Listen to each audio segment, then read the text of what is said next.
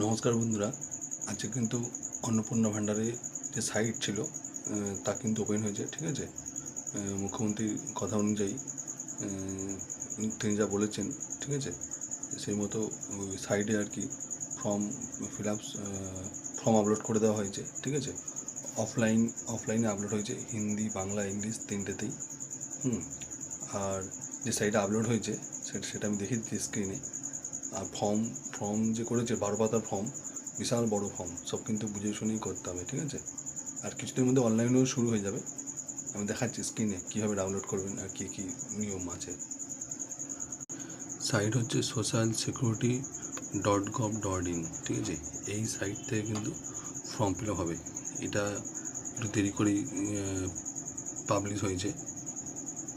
এটা হচ্ছে ইংলিশ, এটা বাংলা, এটা হচ্ছে হিন্দি, তিনটেতেই। ঠিক আছে, আমার বাংলা ফর্ম আছে কাছে। এটা 12 পাতার বিশাল বড় ফর্ম। অন্নপূর্ণা যোজনা, ঠিক আছে, পুরো পাতার ফর্ম। এখানে পরিবারের নাম, যেমন ধরুন যে নাম হবে তাই নাম সে মতো দিতে হবে, পড়ে নেবেন পুরো এটা। ঠিক আছে,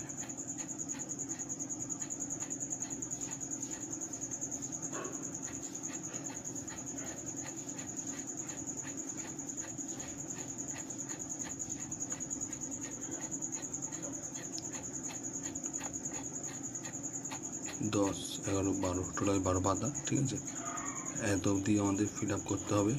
করার পর এরা যেখানে সরকারি আধিকারিক আছে তারা এটা ফিল আপ করবে। ঠিক আছে, শুধুমাত্র সরকারি আধিকারিকের জন্য এটা ফিল আপ করার পর অফলাইনে যেখানে জমা হবে, কর্পোরেশনে বা পার্টি অফিসে সেখানে জমা করতে হবে।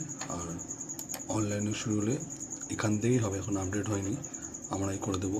যদি কোনো অসুবিধা হয় ফর্ম ফিল আপে যোগাযোগ করবেন, আর অনলাইন শুরু হলে তখনও যোগাযোগ করবেন। ঠিক আছে।